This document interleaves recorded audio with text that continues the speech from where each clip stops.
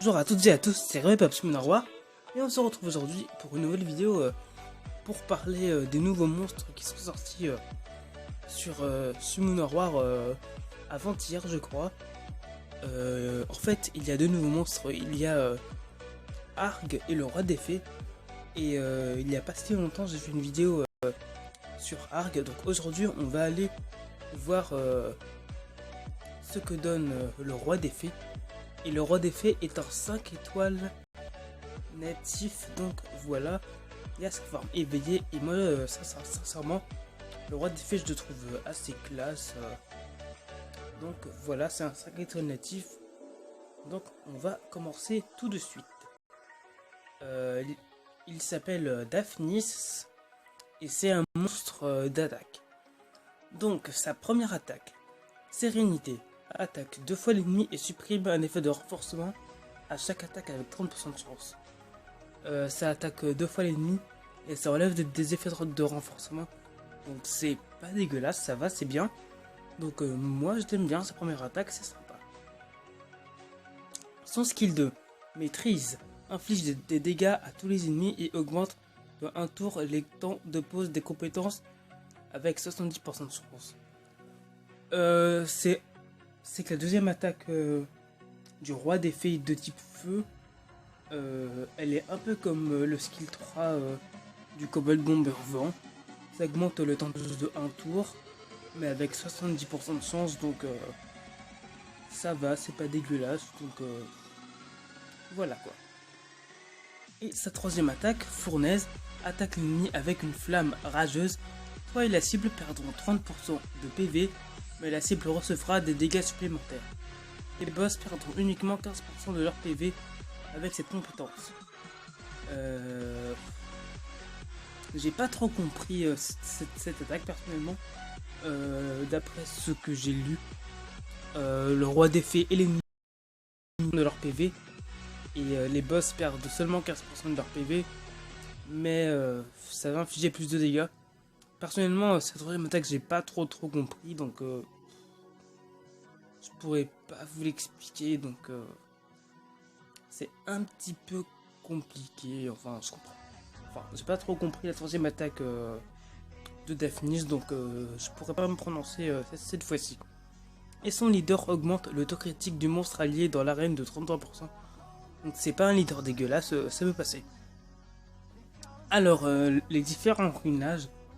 Il peut peut-être surruiner violente lame, violente contre-attaque. Il peut se ruiner en fatal, il peut se ruiner en rage lame.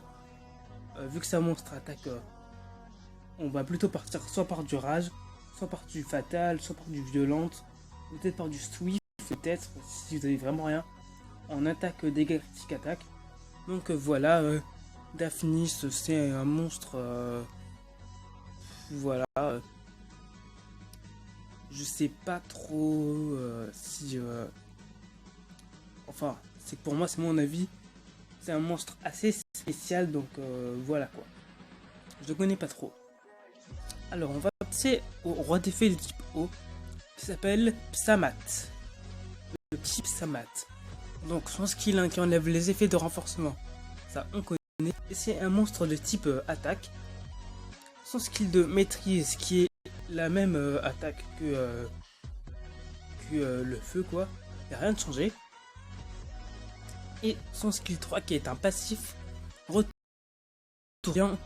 du royaume élémentaire avec 30% de TPV. Quand tu meurs, inflige de gros dégâts à tous les ennemis dès que tu lances ta compétence. Retour de la colère, effet auto, réutilisable dans 9 tours. Donc en fait quand Psamat crève en fait, bah, il se reste tout seul avec 30% de TPV. Et en même temps, il inflige de gros dégâts à l'ennemi. Donc je pense que ça peut être c'est un très bon monstre. Parce que dès que vous allez le kill, et bah ça va infliger de très gros dégâts aux ennemis. Donc moi je trouve que c'est un bon monstre. Et son petit leader qui augmente la vitesse d'attaque du monstre allié dans l'arène de 33%. Donc c'est un leader skill mais énorme. 33% de leader de vitesse en arène, c'est juste énorme pour les speed teams, franchement. Franchement, voilà quoi. Il est énorme son leader. C'est que personnellement, là pour l'instant, le haut c'est le meilleur entre le feu et le haut, c'est le haut le meilleur pour moi. Parce que franchement, le haut il a l'air bien cheaté quand même. Hein. Donc, ces runes, je pense que c'est comme le feu, c'est violente, fatale ou swift peut-être, ou rage lame. Donc voilà, vous pouvez aussi essayer revenge sur le roi des fées, ça peut passer quand même. Donc voilà, Psamat, moi, le feu il est pas nul, mais personnellement, je préfère le haut. Voilà, c'est un point de vue, c'est que mon point de vue, donc voilà. Voilà, on va parler du roi des fées de deux types. Vent qui est, lui est un support, donc il est un support. Donc voilà, sa première attaque qui enlève les effets de renforcement comme tous les rois des fées. Son skill 2, ventilation, rend utilisable toutes les compétences de l'allié, ne peut pas être affecté par d'autres compétences de réduction ou d'augmentation des temps de pause. Rend utilisable toutes les compétences. Ah bah ça c'est un skill mais qui est excellent. C'est que en fait ça réactive toutes les compétences de l'allié ciblé. Franchement, c'est un très bon skill. C'est un très bon skill avec peut-être Théo Mars, avec des monstres comme ça, ou avec le roi des fées de type haut. Franchement, ça peut vraiment faire un carnage. Donc voilà. Extrêmement intéressant. Donc voilà. Son skill 3, saut magique, attaque l'ennemi et met à 0 la jauge d'attaque de la cible. Retarde les temps de pause de toutes les compétences au max. Donc en fait c'est un peu comme le skill de Lumiresia. Ça diminue, ça retarde le temps de pause au maximum et ça baisse sa jauge d'attaque au maximum. Donc ça aussi c'est énorme. Donc voilà quoi. Et son petit leader en arène augmente la précision du monstre allié en arène de 50%. Donc d'après ce que je vois, il a 700 en attaque et 800 en attaque. En fait, il y a écrit support mais ça peut être un monstre d'attaque je crois. Parce que en fait, il a assez d'attaque en fait, hein, le vent. Donc violente ou swift. Ou swift peut-être. Vitesse PV attaque. Vitesse attaque précision pour le skill 3 et le skill 2 aussi. Donc je sais pas, ça va dépendre de vous si vous voulez qu'on ait support ou attaque. Donc c'est votre choix. Donc le vent il est bien aussi. Le light maintenant.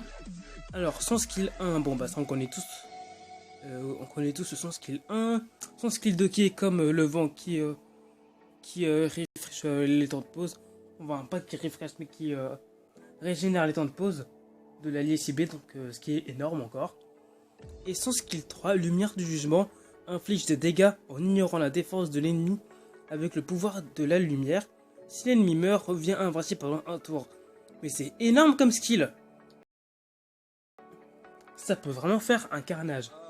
C'est que par exemple, vous faites le skill 2, donc vous redevenez invincible, vous refaites, non, vous faites le skill 3, donc vous tuez l'ennemi, vous devenez invincible, vous faites le skill 2 pour que les temps de pause reviennent et vous pouvez refaire, donc il peut redevenir invincible. Franchement, c'est pas un mob dégueulasse, il est même franchement bien. En plus, ça ignore la défense. Ah ouais, quand même. Ça ignore la défense quand même. Donc c'est pas rien du tout, franchement. C'est un bon mob, franchement. Et bah, il est vraiment bien le light, hein, franchement. Leader augmente la puissance d'attaque du monstre allié dans l'arène de 44%. Donc avec son leader c'est encore pire vu que ça ignore la défense. Donc franchement, faut le mettre en mode bourrin parce que franchement, le roi des fées, light, franchement si vous l'avez, bah c'est un carnage quoi. Donc les runes c'est violente, attaque et dégâts critiques, attaque. Franchement ça c'est obligé.